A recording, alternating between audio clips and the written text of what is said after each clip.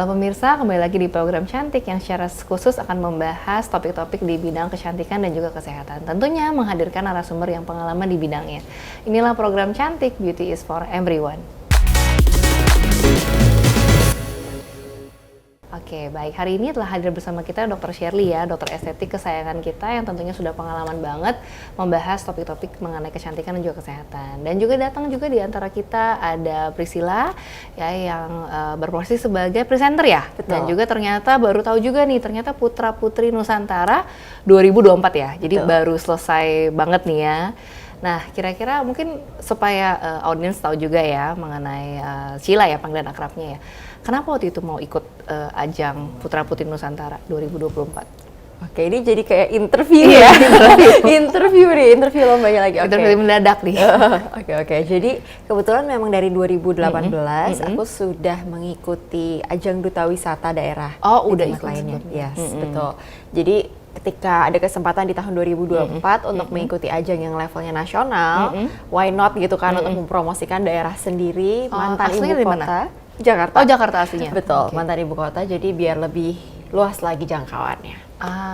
Oke. Wah, jawabannya itu sangat ini sekali ya. Tahuan emang profesinya presenter, jadi on the spot ya. Seru banget ya. Terus, nah kita kan akan membicarakan tentang bentuk tubuh ideal nih, Sheila ya.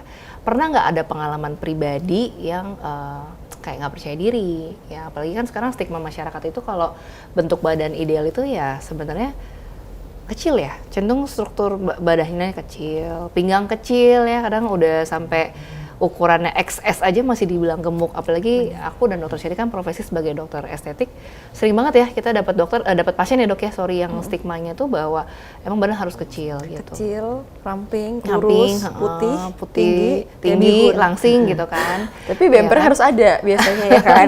Udah gitu tapi tetap minta bumpernya berisi.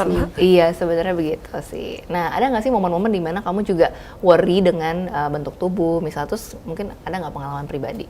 Ada banget ya, ada ada banget sejujurnya. Pas banget, jadi memang sebelum aku mengikuti Putra Putri Pariwisata Nusantara kemarin, itu berat badan aku sebenarnya tergolong cukup ideal, namun sama seperti stigma yang berada di masyarakat, kurang kecil gitu. Oh, kurang kecil. Kurang kecil. Jadi dengan segala upaya, baik itu ke dokter gizi untuk konsultasi makanan, menjaga pola makan, berolahraga, tidur cukup, mengkonsumsi obat bantuan agar juga mempercepat fat burner ya, mempercepat pembakaran lemak gitu, ada banget, dan itu aku lakukan tapi hanya 2 bulan saja kok. Oh, sebelum ajang ya? Berarti? Betul, persiapan, jadi menuju ke karantina. Oh, oke. Memang waktu itu ada daerah-daerah mana sih yang ngerasa jadi gangguan ya maksudnya ya? Padahal berat badan tadi disebut sebenarnya cukup ideal kan? Betul. Bagian yang paling terasa tuh di lengan ya. Pasti cewek-cewek nih teman-teman di rumah juga pada berasa ya. Kayak kita tuh gedenya tuh kayak biasa di lengan, di paha ya kan. Dan apalagi kalau ikut ajang putri-putrian gitu kan, kita biasa pakai baju yang sleeveless, gaun-gaun ya kan. Iya, Jadi iya. itu sih yang cukup mengganggu mata gitu. Mengganggu mata ya. Mata Lucu saya. ya. mata sendiri ya. Mata sendiri tapi. Gitu. Terus setelah melakukan effort5 akhirnya gimana hasilnya? Puji Tuhan turun ya, kurang lebih 5-6 kilo dalam 2 bulan. Wah, terus masuk cepet ya? Wow. 5-6 kilo dalam waktu 2 bulan. Berarti Terus gimana tuh usahanya? 2,5-3 kilo ya per bulan. Usahanya Apa aja memang yang dijaga? memang Makanannya? cukup ketat sih. Jadi pola makan bener-bener diubah semua. Kayak jajan-jajan itu nggak ada sama sekali. 2 bulan aku tahan banget pokoknya. Nggak ada minum gula, nggak ada. Aku tuh biasa suka banget minum jus. Jadi anaknya memang suka jus, tapi itu pun nggak boleh juga karena kan Iya, lebih betul. disarankan makan buah yang Langsung digigit ya? langsung. Oke. Buahnya juga buah-buah pilihan. Betul. Dan semua makanan ditimbang ya kan. Oke. Nasi, sayur, daging, buah, bener-bener aku timbangin per gram. Terus bumbu-bumbunya juga. Terus tidurnya juga dipaksa harus tidur. Terus olahraganya juga dipaksa kayak seminggu minimal 3 kali, 2-3 kali. Olahraganya. Olahraga yang dikerjakan apa? Nah itu. Aku biasa sebenarnya simpel aja, cuma jalan keliling komplek. Oh ya. Oke. Yes, jalan kayak minimal 50 menit dalam sekali jalan. 50 menit itu lama juga loh. Iya, Cukup karena lama. yang dikejar kayak nggak boleh di bawah 30 menit ya atau 20 menit gitu. Soalnya kalau nggak itu sebenarnya lemaknya belum terbakar. Betul, Ya kan? Nah, sama aku ada sport terapi. Jadi kayak sekaligus memperbaiki postur tulang. Oh, Betul. oke. Jadi aku sport terapi juga. Waduh, luar biasa tuh ya effort selama 2 bulan banget. itu ya. Lumayan ya. Tapi pay off ya. Pay off. 5 sampai 6 bulan. Betul. Dan sampai 5 sampai 6 kilo. Gitu. Terus yang dirasa gimana? Apakah bergelambir area-area itu? Karena biasanya juga jadi problem tuh selain setelah berat badan turun tuh jadi bergelambir sebenarnya. Benar, tapi mungkin karena akunya tidak yang dari big size banget banget gitu. ya. Gelambir dari sebelumnya memang sudah ada kan. Jadi gelambirnya ya mengecil aja gitu kali ya. Tetap oke. gelambir tapi mengecil. Jadi mungkin emang harus dilanjutkan dengan Olahraga lagi. yang mengangkat beban gitu. Iya, lebih ke weightlifting olahraganya ya. Jadi memang pas banget sih ini contoh yang bagus banget ya Cila ya, dari berat badan yang sebenarnya nggak terlalu over, tapi juga pengen lebih ideal lagi ya. Nah mungkin dari itu kan tadi dari sisi Cila pengalaman pribadi ya. Kalau dari Dr. Shirley sendiri sebenarnya bentuk tubuh ideal tuh kayak gimana sih dok? Yang ibaratnya ya bentuk tubuh ideal yang sebenarnya sebaiknya tuh seperti apa sih? Sebaiknya ya, yang Ada nggak sih sebaiknya. kurva apa sih penilaian-penilaiannya gitu? Biasanya kalau yang kalian tahu ya penilaiannya itu biasanya dengan BMI, BMI score ya. Body Mass Index. Itu kan yang biasa umum diketahui ya. Tapi kan selain itu juga kita harus tahu proporsinya antara tulang kita, antara lemak dan otot. Jadi Oke. lemak pun harus ada proporsinya gitu. Kalau terlalu dikit juga kan kurang bagus ya. Iya betul. Kalau kebanyakan juga nggak bagus. Iya, Jadi pasti akan emang deposit. harus pas. harus proporsional ya, jadi Harus proporsional BMI-nya semuanya. proporsional semuanya, terus juga persentase lemak, otot dan juga tulang. Sama air juga ya dok ya, Iya, terutama gitu. Waduh, tadi kita seru banget tuh ngomongin soal effort-effort yang dilakukan oleh Cila ya. Kalau dokter Shirley sendiri sebenarnya ada nggak dok problem bentuk badan yang kurang ideal atau pernah nggak ada momen di mana mengalami? Soalnya banyak juga sebenarnya nih kasus-kasus yang mengalami obesitas gitu ya. Justru waktu itu pernah olahraga terus malah jadi gemuk ya gara-gara gym. Karena abis gym kan lapar tuh, terus aku makan. Makannya bisa 2 porsi. Oh gitu. Iya, timbangannya jadi naik, jadi gemuk. Terus abis itu pernah juga kekurusan. Karena terlalu di effort olahraganya sama makannya, jadinya kurus banget tuh sampai 48 kilo ya. 48 kilo dengan tinggi badan 165. 165. Oh, cukup Tapi itu tinggi tuh jadinya untuk kurus perempuan banget sih. Indonesia. Orang-orang bilang, kamu kurus banget. Sampai kelihatan tulang gitu tangannya. Oke. Wow. Wah seru banget ya tadi pengalaman masing-masing dari Dr. Shirley dan juga dari Cila. Nah tapi jangan kemana-mana para pemirsa, tetap di program Cantik, Beauty is for Everyone.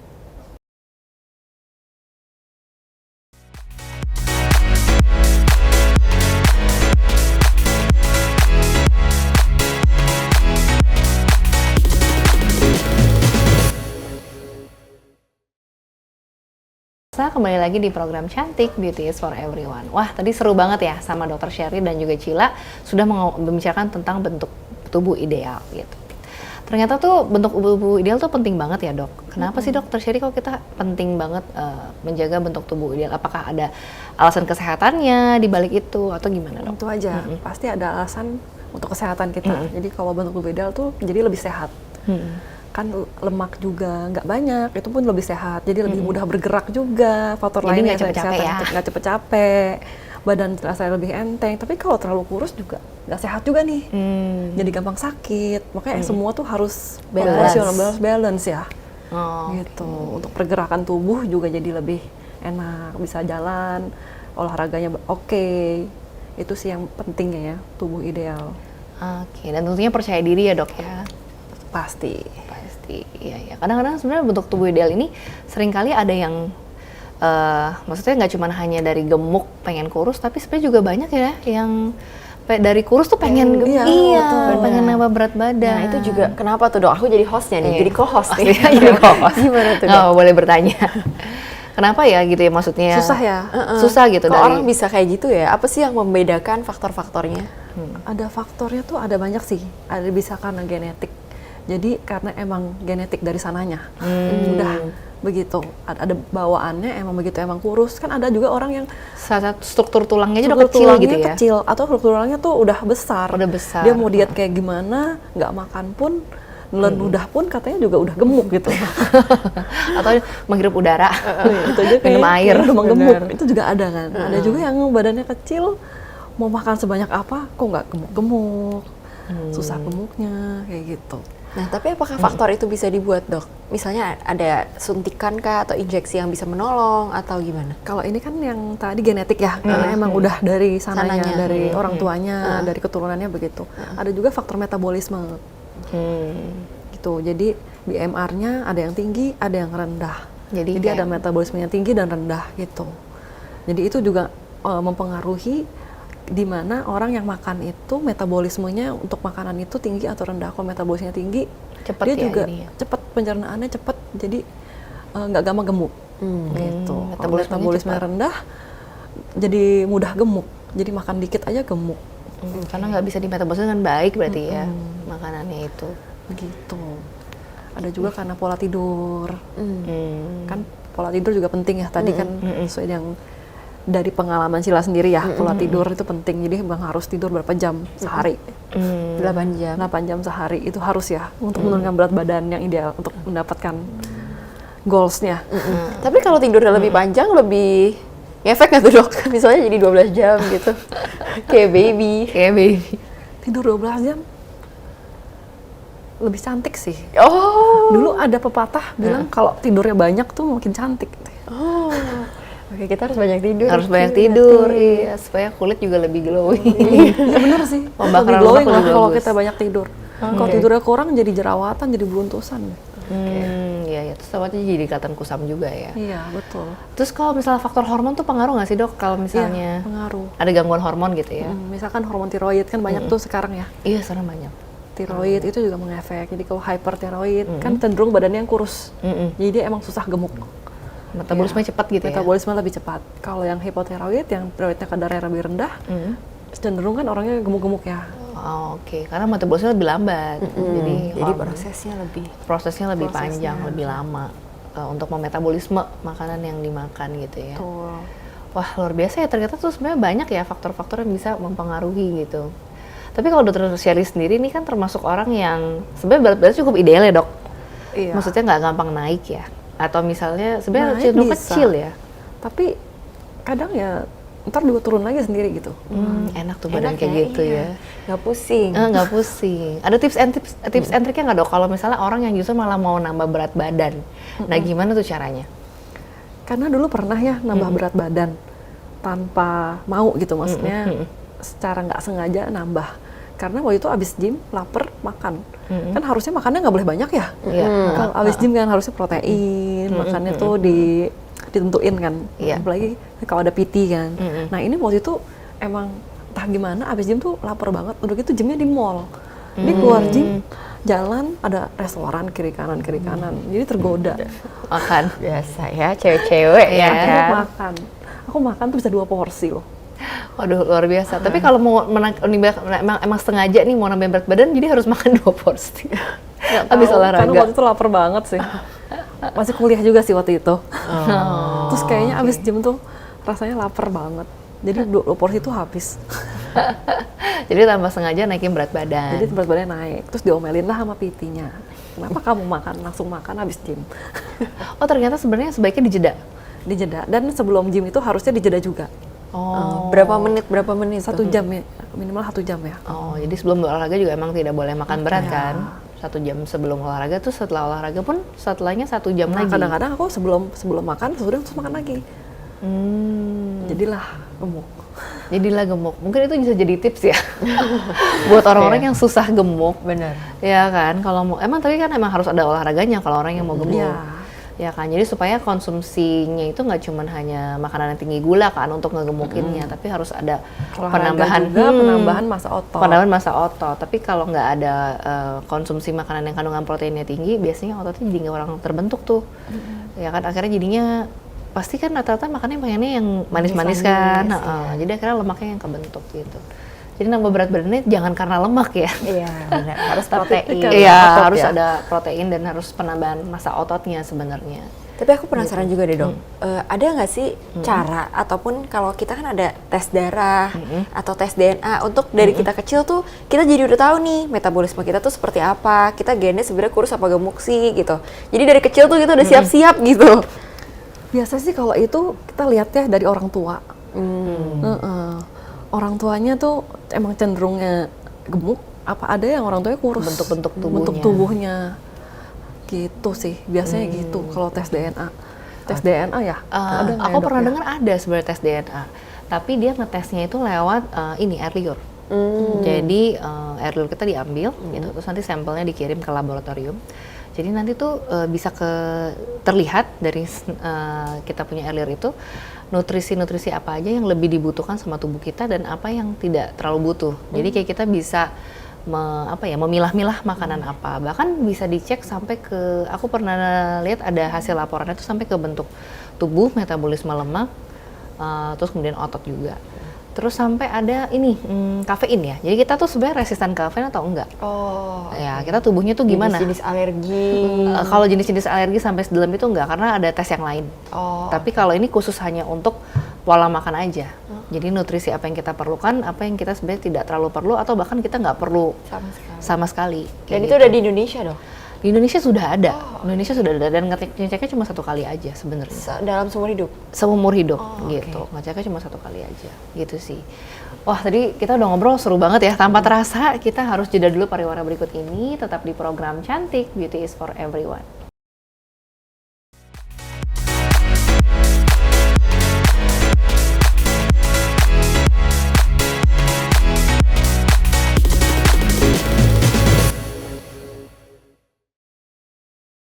Baik pemirsa, kembali lagi di program Cantik, Beauty is for Everyone. Wah, tadi seru banget ya, Dr. Shirley sama Sheila, kita udah ngomongin soal bentuk tubuh ideal. Emang nih, jadi materi yang menarik banget ya, karena pasti banyak banget pemirsa di luar sana tuh yang punya problem itu, gitu. Benar. Dan tidak ada habisnya. Dan tidak ada habisnya, benar.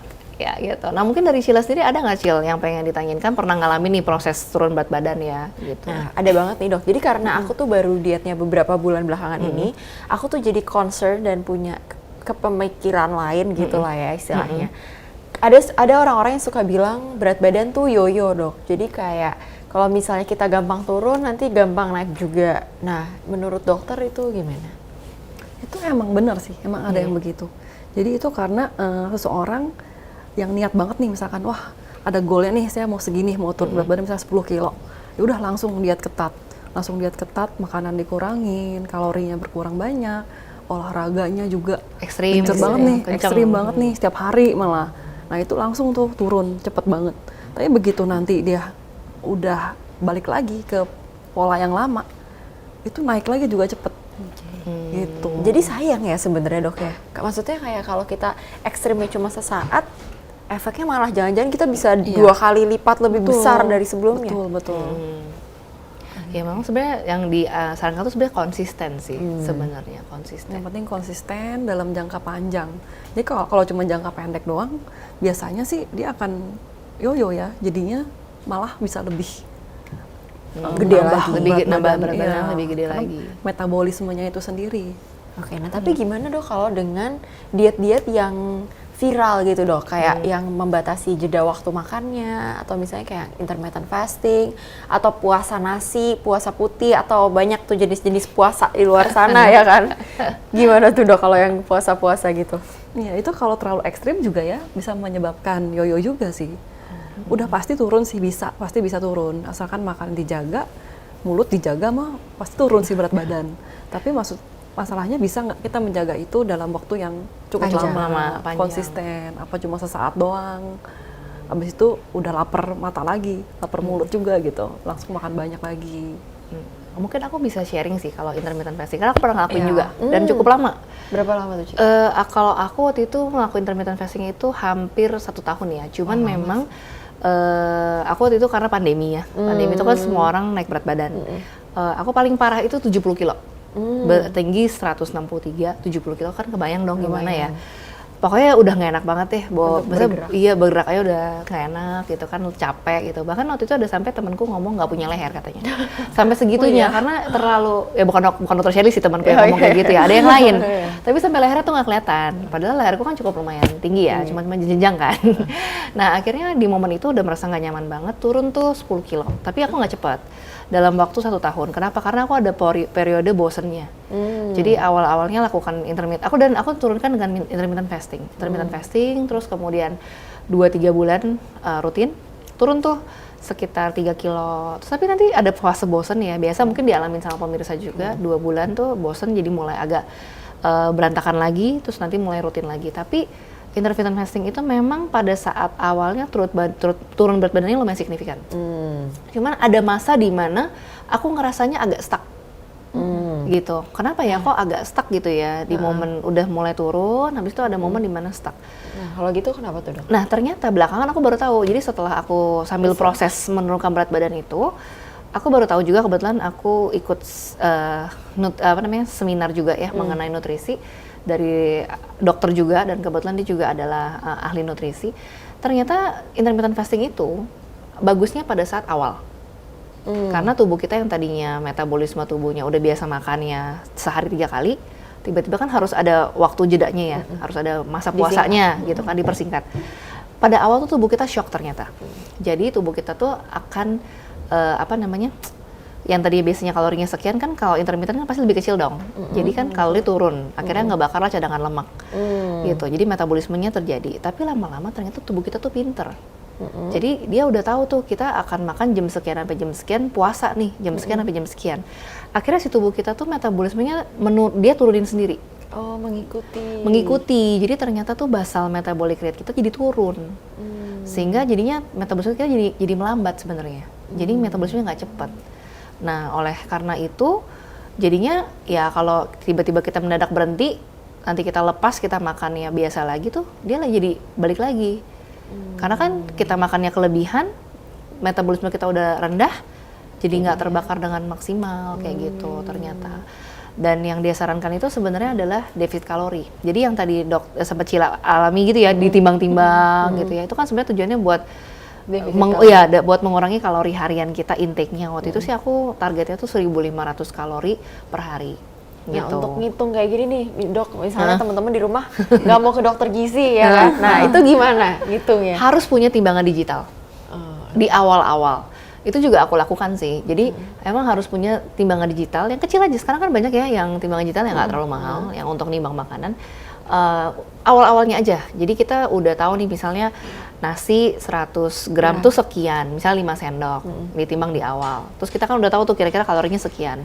Nanti misalnya tahu atau misalnya bahan-bahannya itu dimakan buah nih, kan juga ada buah-buah tertentu. Itu ditimbang juga 100 gram pakai timbangan digital. Nanti lama-lama hafal. Nah, untuk gitu. tahu kita kalorinya tuh butuh berapa gitu, Dok? Caranya gimana? Nah, itu nanti sebenarnya dihitung dari berat badan, tinggi badan, sama basal metabolic rate normalnya berapa. Ada timbangan khusus juga untuk itu sebenarnya. Jadi nggak ada nanti terus baru tuh di bawah ini nggak ada, Dok? Buka konsultasi gitu, Dok? Langsung. Mungkin cek di IG aja, Instagram itu IG-nya ya. Nanti cantumin kan Instagram kan, gitu. Seperti itu sih. Nah, terus akhirnya benar tuh aku praktekin tuh defisit kalori secara rutin gitu ya. Turun bertahap dan nggak yoyo. Jadi pas udah momen dimana aku bosen juga gitu ya, mulai agak normal, dia memang karena kita udah balik ke normal, agak sedikit ada penaikan berat badan, tapi nggak signifikan gitu loh, Dok Shirley. Nggak yang langsung tiba-tiba naik tinggi gitu, jadi dua kali lipat tuh enggak. Dan yang lebih aku senangnya lagi ternyata tuh jadi pola hidup. Karena udah enak ya. Iya, udah enak, Dok. Dia udah terbiasa makan. Udah terbiasa. Segitu porsinya. Betul. Lambung kita juga udah menyesuaikan. Terus jadinya tuh kayak nggak craving. Bener.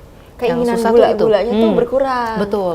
Yang susah tuh kan Tapi cravingnya. setelah itu kalau makan banyak lagi tuh jadi terbiasa lagi makan banyak. Nah iya itu. Jadi memang ternyata kita harus membiasakan diri udah segitu, membiasakan mindsetnya juga, terus ya continue, konsisten.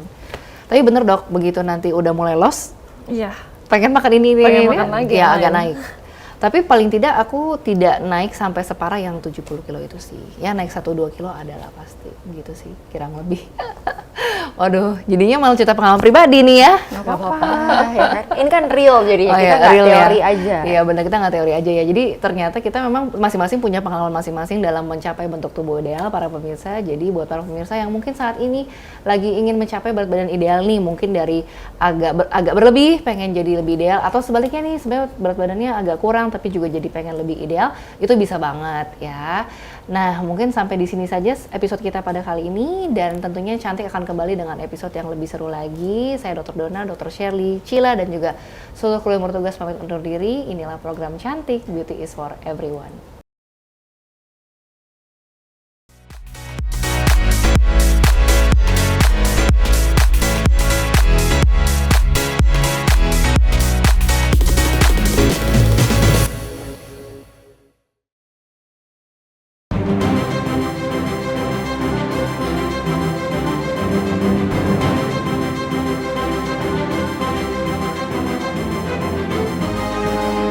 Simple TV, News, Sport, Entertainment.